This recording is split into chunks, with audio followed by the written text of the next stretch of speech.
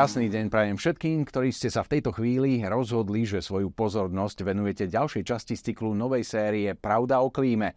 Voda základ života. No nie každý si ju môže dopriať v čistej, kontrolovanej podobe od vodárenskej spoločnosti. Aj na Slovensku je ešte mnoho domácností, ktoré sú závislé na vlastnej studni. Hoci boli studne už od dávna súčasťou našich životov a vodu pre ne netvorí žiaden politik, ale len samotná príroda, dnes sa na ne štát pozerá inak ako v minulosti a reguluje ich. Majú svoju legislatívu a nie je vylúčené, že sa bude časom aj za takúto vodu, ktorá bola stáročia zadarmo, platiť. Ako však ovplyvňuje studne celý ekologický systém a vieme sa stále na kvalitu ich vody spoľahnúť, budeme k spotrebe tekutiny, ktorej máme zatiaľ dostatok, pristupovať efektívnejšie, ako to bolo niekedy. Túto zaujímavú tému otvorím s mojou dnešnou hostkou, ktorá je odborníčka na vodohospodárske stavby, pani Helena Kováčová. Dobrý deň prajem. Dobrý deň. Pani Kováčová, ako je to teda so studňami na Slovensku? Máme ich naozaj veľa? Na Slovensku máme veľmi veľa studní, lebo to bol v podstate, ešte keď neboli vodárenské systémy, tak to bol jediný zdroj vody pre domácnosti. Najstaršie studne sa našli ešte v Izraeli, sú nejakých, alebo na Malte 8-9 tisíc rokov dozadu. Boli to malé kamenné studne, nie je veľmi hlboké, ale na Slovensku sa budovali studne z kameňa a podľa toho, v jakej lokalite sa nachádzali, boli hlbšie alebo plitšie. A obyčajne sa aj mesta stavali okolo vodných tokov, pretože okolo vodných tokov sú inundačné pásma, kde je priesah tej vody z toho vodného toku a je dobrá, ako by som povedala, taká naplniteľnosť tých studní, čiže nie je tam predpoklad, že keď ten tok nevysychá, že by studne vyschli. Áno, aké hlboké sú teda tie studne na Slovensku? Vieme si to tak zovšeobecniť od 4 metrov, 5 až po 30, kedy už to môže byť banské dielo? Nie, no tak by som povedala, že tie lokality sú závislé veľmi od horninového prostredia. Napríklad Karpatský masív, ktorý tu máme za chrbtom, je rozpúkaný granít. A tie studne, keby sme tam chceli kopať, tak ich tam nevykopáme. Je to síce rozpúkaná hornina, ale dajú sa tam navrtať 80-metrové studne. Ako Mar v Trenčíne. Dajú sa navrtať, ale tam chýba tá akumulácia, pretože výdatnosť takýchto studní je iba pol litra sekundového. A pre dennú spotrebu potrebuje každý človek okolo 130 litrov na osobu a deň. Čiže pre takú rodinu potrebujete mať aspoň pol kubíka, kubík a potrebujete, aby každý deň tá voda dotiekla. A naopak na tom Žitnom ostrove, kde máme veľmi dobré podmienky, aj v Gabčíkove, tak tam sa ťaží strašne veľa vody. A poviem, že tam je zásobáreň vody, kde je možno 20 000, 25 000 kubíkov vody akumulované vo vodojemoch, ktoré sa potom distribujú po Slovensku a naplňajú vodárenské systémy. Ale to sú ako keby veľmi výdatné vodné zdroje. V Bratislave máme okolo 5000 litrov sekundových, tu na okolo Bratislavy na Žitnom ostrove v Kalinkove. A napríklad. A čo sa toho týka teda tých studní, ja som spomínal, že veľa tých domácností stále má tú studničnú vodu. Ako to vy vidíte? Dá sa aj povedať nejaké číslo, že koľko ľudí ešte takto žije so studňou? No, na Slovensku máme okolo 450 obcí, ktoré nemajú vlastný vodovod. Čiže nie sú zapojené do vodárenského systému. To znamená, že okolo 500 000 ľudí je závislých na studničnej vode. A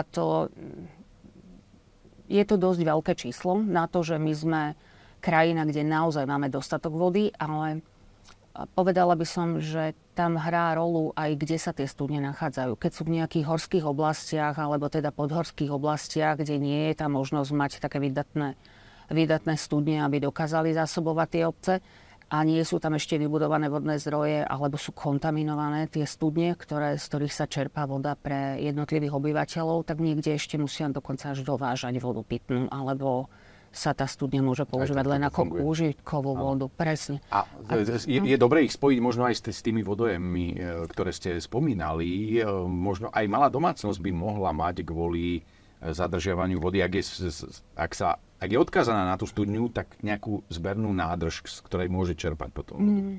Takto sa to nedá veľmi urobiť. Akože tá akumulácia tej vody sa robí práve že sa zabezpečuje v tej studni. lebo v tej studni tá pitná voda má tak do tých 12 maximálne stupňov Celzia teplotu a keď my to budeme niekde prenášať, už môžeme tam niekde niečo infikovať, potrebujeme to chlorovať, potrebujeme to nejako technologicky upravovať. Čiže v prvom rade potrebujeme tú vodu nechať v tom podzemí, lebo tam má tie svoje najlepšie vlastnosti. Čiže preto sa tie studne prehlbujú, aby sa zvýšil ten vodný stĺpec, ktorý v tej studni je a vlastne tá voda toho vodného stĺpca nám zabezpečuje tú akumuláciu pre tie rodiny. Hej, napríklad... Takéto prostredie asi legionele úplne nebude. Nie, ale studne sa tiež dajú ako dezinfikovať, dajú sa savom dezinfikovať. Hej, dá sa robiť jednorazová dezinfekcia alebo nejakým chlornatým prípravkom. Hej.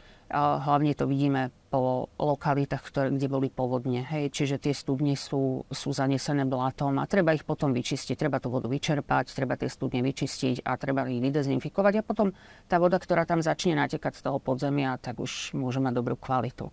Ako dokážu podľa vás tie studne ovplyvniť to hydrogeologické podložie, alebo teda mapy Slovenska, ako dokážu ovplyvniť, ak sa čerpá? Je už v podstate všetko v tom podzemí nastavené tak, že si zvyklo na používanie tých studní, alebo nárazovo dokáže tá spotreba ovplyvniť všetko? Spotreba dokáže ovplyvniť a to sú hlavne nové potreby vody v lokalitách, kde nie je dostatok vody a kde nie sú vybudované vodárenské zdroje. Hej. Voda všeobecne v tých vyšších pásmach ako keby klesala tou klímou, hej, poviem, ale není to pravda. Není to pravda a paradox, že každý rok, hej, 2 roky dozadu na Liptové vyschli studne, hej, čo tam nebýva, lebo tam býva veľa vody, ale bolo to dané tým obdobím. Na druhej strane, keď boli tu na tisícročné stavy Dunaja, 2-krát po sebe, po 2 rokoch, tak vtedy zaznamenali v niektorých miestach zvýšené hladiny podzemnej vody, ktoré sa ako keby boli lokálne zvýšené, možno rok, 2 v danom čase. Je to vidno z tých geologických diel banských, ktoré keď sa robia pre jednotlivé stavby, tak sa obyčajne zisťuje výška hladiny podzemnej vody a z týchto údajov potom môžeme čerpať, kde aký priebeh tá hladina podzemnej vody má. Z map môžeme vyčítať, že aký má smer prúdenia tá podzemná voda, môžeme vyčítať aj v ktorej lokalite má akú kapacitu aj tá podzemná voda, že akú má vydatnosť a podľa tých povrchových tokov môžeme zase vidieť, či tie toky sú vysychajúce v lete, čiže sú s premenlivou vydatnosťou alebo nie a to tiež je takouto dotáciou tej podzemnej vody. Inak voda do studne sa dostáva cez pôdny horizont, ktorý môžeme tak rozdeliť do takých 3 častí. Je to taká vrchná vrstva, taká preevzdušňovaná, kde vôbec tá voda, ktorá nám dopadne zo zrážok, tak sa dokáže ešte ako keby prečistiť v tom pôdnom horizonte. Potom je tam taký stredný horizont, kde náberá minerály alebo soli alebo niečo, čo už to horninové prostredie má. A potom tá spodná časť vody, tak to už je zvodnený horizont. To znamená, že to už je ako keby plávajúca hladina podzemnej vody pod našim zemským povrchom, ktorá sa mení, akože raz je 3 metre, 5 metrov, niekde je úplne pod terénom. A to je práve tá geologická rozmanitosť našej krajiny, či sme v hornatom pásme, alebo sme v inundačnom pásme na nížine. Alebo... Každá studňa je také kuvé. Áno, také niečo. Hej. Napríklad tu v tých Malých Karpatoch sa robia studne okolo 16-20 metrov, ktoré sú ako keby bližšie k tej štátnej ceste, ale tam zase na povrchu, tam sú zase 80-metrové studne, lebo tá podzemná hladina je nedostupná. Hej. Áno. Kvalita vody v tých studniach. Poďme sa tomuto trošku povenovať. Ak sa pozrieme na Slovensko, nepochybne sa zmenila aj vplyvom teda ľudskej činnosti, poľnohospodárstva a týchto vecí. Ako to vy vnímate, kvalitu vody v tých studniach? Stále veľa ľudí pije tú vodu, ale či je až taká kvalitná? Napríklad niektoré vodné zdroje, ktoré sa otvorili pár rokov dozadu na Záhorí, že sa prečistili nové studne. Nespomeniem si teraz názov, ale tam niekde je voda úplne kvalitná, taká, že nepotrebuje nejaké dočistenie, nepotrebuje nejakú úpravu, stačí jej, aby sa vydezinfikovala a môže sa distribuovať aj do vodárenských spoločností. Ale pre domácnosti boli tie studne a tá kvalita vody ovplyvnená práve poľnohospodárskou výrobou, ktorá tu bola. Hej, tá veľká poľnohospodárska výroba na poliach alebo vinohrady na tých hornatejších oblastiach alebo nejaké iné pesticídy a hlavne dusičnany. Dusičnany a dusitany, ktoré sa dostávajú do vody a ktoré tam dokážu pretrvávať. Hej. Dneska to je najviac sledovaný parameter, kde sú obmedzené tie hodnoty kvôli zdraví človeka. Niektoré obce na južnom Slovensku, si pamätám, také stále fungujú aj s takzvanými artéskými studňami. A to nie sú len na juhu, hej, tie samozrejme, sa ako ja si ich pamätám, že keď aj som prechádzal. Aj tu na okolo Serede, hej, sa nachádzajú. Aj tam, samozrejme. Hej. A keď si to zoberieme, takú artéskú studňu, ľudia sa chvália z tej obce, že majú naozaj stále čistú vodu. Bolo to niečo výnimočné, tá artéská studňa, keď to porovnáme s takými tými bežnými, ktoré si ľudia robili doma? No, kvalita vody v tých studniach záleží aj výdatnosť od toho, akým prostredím to ako tá voda prejde. Hej. Tá povrchová voda, ktorá sa nám dostane zo zrážok, akým spôsobom sa dostane. Čiže buď prejde cez priepustný horizont, alebo sa potom nejak prejde cez ten nepriepustný horizont, znovu sa dostane do priepustného horizontu a v podstate tie artéské vody vytvárajú tlakovú hladinu.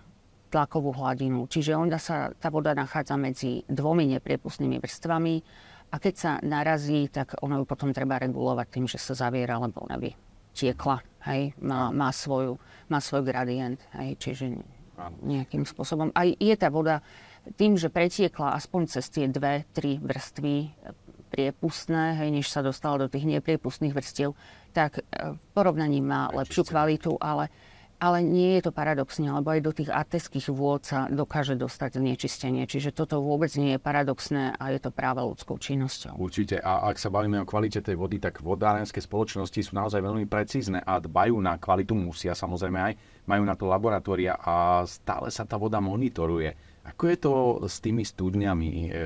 Ja viem o tom, že tí ľudia asi nemajú toľko času na to, aby si monitorovali tú vodu dennodenne a veľakrát chodia nosiť vzorky raz za mesiac by bolo ešte dobre, niekedy raz za 2 mesiace, 3 mesiace. Ako je to teda s monitorovaním kvality vody v studni, ak je súčasťou domácnosti? Keď je súčasťou domácnosti, tak v podstate vy si dáte urobiť rozbor vody v studni, kde vám povedia nielen koľko má dusičnanov, dusitánov, ale aj aké má chemické zloženie tá voda.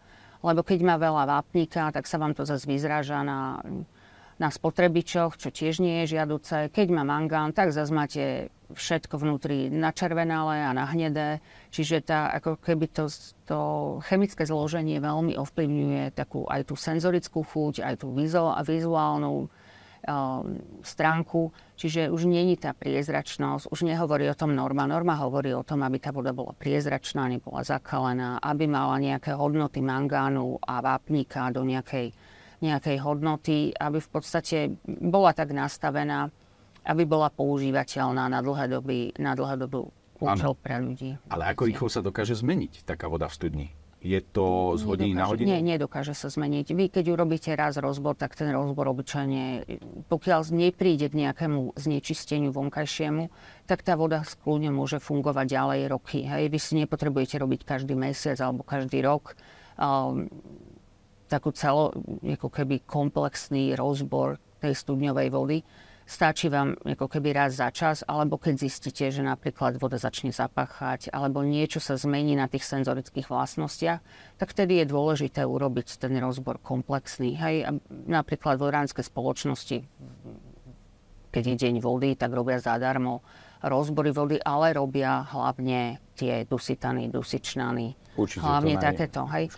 A to nehovorím iba o chemickom zložení. Hej, do tej vody sa môžu dostať aj nejaké mikroorganizmy alebo nejaké patogény. A to bývalo, keď boli blízko družstva, tie majú svoje studne. A takáto voda, tá už potrebuje potom takú riadnu chemickú očistu, takú, aby sme sa zbavili toho biologického znečistenia, ktoré je naozaj veľmi škodlivé. Dnes už ale máme aj technológie na to, aby sme si dokázali aj vodu zo studne očistiť.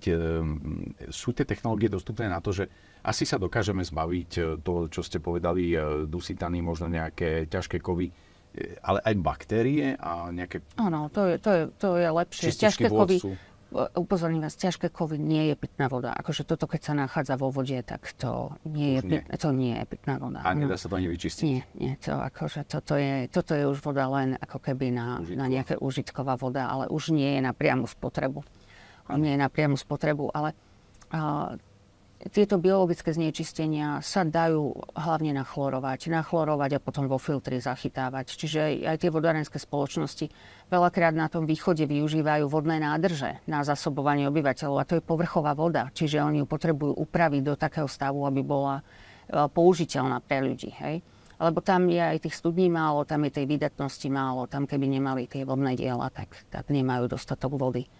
Takým novým fenoménom si dovolím povedať, že je to, že sa v tých vodách, a určite v odpadových, to sa určite všetci zhodneme, sa objavujú antibiotika, hormonálne prvky. Je to vplyvom toho, čo užívame, ale aj vplyvom toho, čo ste spomínali, tej poľnohospodárskej živočíšnej výroby. Toto je nejakým spôsobom riešiteľné, už keď sa to dostane... Ako priamo sa to do vody nedostane. Tam stále tá voda prechádza nejakým zemným filtrom, poviem, nejakou tou pôdnou vrstvou, kde sa dokážu veľa látok odbúrať alebo zasedimentovať. Hej. Sú niektoré aj ekologické záťaže, ktoré dokázala príroda sama sanovať, že ich vytvorila nejaký horizont, cez ktoré to ďalej nejde. Ale v ďalšom kroku tieto látky, ktoré sa nachádzajú vo vodách, tieto chemické látky, liekové látky, hormonálne látky, nachádzame ich hlavne v odpadových vodách. Hej, čiže tie sa do studní musia dostať nejakým pričinením. Hej, to nie je ako keby možné, že len tak sa niekde niečo dostane. No, veľkou témou sú aj nano- a mikroplasty. To je dnes tiež ďalšia taká téma, ktorú otvárajú vedci, skúmajú to. Dá sa povedať, čítal som jeden prieskum, že aj mikroplastov sa dá zbaviť, a to jednoduchým spôsobom, že vodu prevaríte a ona vám zostane tie mikroplasty zostanú okolo tej nádoby. Čiže ako na mikroplasty v tých studniach.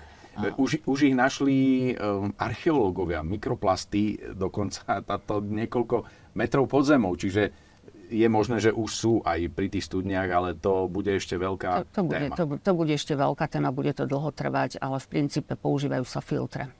Používajú sa filtre rôznej hustoty, aby zachytávali aj takéto nanočastice. Hej, máme množstvo filtrov, čiže dá sa s tým niečo robiť, ale toto nebude téma nejakých pár rokov pre obyčajné domácnosti. Áno, to bude treba komplexne systémovo vyriešiť. Čo, ak je studňa v podstate, alebo respektíve inak sa opýtam, môže byť studňa kontaminovaná nejakými uhynutými zvieratami? To znamená mŕtvý jeleň alebo diviak, ktorí sú, alebo potrebujeme niekoľko metrov, desiatok metrov, aby sa to prefiltrovalo cez to? No, ako voda môže byť kontaminovaná aj z uhynutej zvery, keď sa niekde začne rozkladať blízko a zrážky ako keby sa dostanú do už kontaminované zrážky sa dostanú do toho priepustného podložia, ktoré potom nadotujú ten vodný zdroj domácnosti. Ale toto sa stávalo bežne, keď chovali zvieratá akože obyvatelia, keď mali svoje domáce zvieratá a mali studňu, ktorú nemali chránenú, tak akože bežne sa stalo, že sa niečo nainfikovalo. Hej? Čiže stať sa to môže. Ale zás je to len o tom, že studňa má nejaké technické pravidlá, ako by sa mala budovať, aby sa tam vybudoval taký nepriepustný ilový filter, aby sa nedostala takáto povrchová voda, ktorá prejde aj s nejakým znečistením priamo do toho štrekového podložia, z ktorého potom sa akumulácia berie do tej studne, hej, lebo tá vrchná časť je obyčajne nepriepustná a tá perforácia je ako keby na spodku alebo zo spodku cez ten štrekový filter. Aby sa nestávalo to, čo sa stávalo niekedy veľmi, veľmi v minulosti, že sa teda šírili nákazy aj cez samotnú vodu z ostývní. Dneska to hrozí pri povodniach, lebo tam to nie je kontrolovateľné, ale dneska už... Čiže už dneska nie je ako keby každý dom zabezpečený svojimi hospodárskymi zvieratami a tým pádom už toto nehrozí. Hej. Už máme aj tie vodárenské systémy, ľudia sú pripojení na pitnú vodu, čo je paradox, hej, že my vyťažíme množstvo kvalitnej pitnej vody, odmanganizujeme ju, odchlorujeme, akože odželezíme ju, nachlorujeme ju a pustíme ju do vodárenského systému a potom s tým spláchneme záchod. Hej, toto v zahraničí nehrozí. Áno, a hlavne Češi majú na to dotácie, aby na to využívali zrážkové vody, aby trošku sa diverzifikovala tá voda, aby sa voda, ktorá sa vyťaží a ktorá sa pracne vyfiltruje a ktorá sa upraví, aby sa používala na pitie. Lebo naozaj, tu sú nedostatky ešte stále a mali by sme s tým niečo robiť a tým zároveň prispieť aj k efektívnemu využívaniu tých zdrojov, ktoré máme. Lebo, ako sa hovorí, nemusí nič trvať večne. No, nemusí. My máme akože takú naozaj veľkú výhodu oproti ostatným krajinám. To je ten Žitný ostrov, kde je naozaj veľké štrkové ložisko a v ňom sa nachádza akumulácia podzemných vôd také, že keby sme čerpali v Gabčíkove vody, my ich dokážeme distribuovať až na východné Slovensko. Hej, čiže tá kapacita je tu dostatočná, ale keď si ľudskou činnosťou povolíme výstavbu na danom území a môžeme kontaminovať ako keby ten horizont podzemnej vody, tak potom už oni môžeme prísť. Hej. Ale to sú také hypotetické všetko otázky. Ja. Úplne na záver, možno skúsme tak jemne otvoriť tému spoplatňovania studní. Toho sa ľudia asi najviac boja, aj keď teraz začala nejaká taká amnestia, tak niektorí si myslia, že to je predzvesť tej inštalácie tých hodín na vyťaženú vodu, ktorá by mala prísť. Ako to vy vidíte? To, čo som ja hovoril, že bol stáročia zadarmo, o čo sa teda štát, ak by malo sa platiť za tú vodu, tak tam vidím aj nejakú potrebu zo strany štátu, aby kontroloval a zabezpečoval kvalitu tej vody. No, toto je taká otázka zatiaľ. Pokiaľ nemáte nainštalované čerpadlo elektrické, tak ani to nie je vodnou stavbou. Pokiaľ to ručne budete čerpať, jak volakedy, kyblikami alebo studňami ručnými, tak to nie je ani ako vodná stavba. Hej, môžete to využívať. Už potom povolenia potrebujete, keď tam inštalujete elektrickú pumpu, keď tam inštalujete technológiu. A čo sa týka toho využívania tých studní, naozaj, keď začali vodárenské spoločnosti zdražovať kubík vody aj so stočným, tak začali sa viac využívať vodné zdroje. Hej, tá voda, ktorá bola vyrobená po revolúcii, tak tá nám zásobovala 20-30 kilometrovými potrubiami jednodennú spotrebu pre dané lokality. Hej, Kolta, Želiezovce, Gabčíkovo, Nové Zámky a podobne. A dneska tá voda tam stojí v tom potrubí 4 dní. Není to na jednodennú spotrebu. Lebo tým, že zdvihla sa cena vody stočného zároveň, lebo toľko vody, koľko odoberiete, musíte zaplatiť aj stočné, tak ľudia začali šetriť tou vodou a začali šetriť vodou aj tak, že využívajú tieto studne.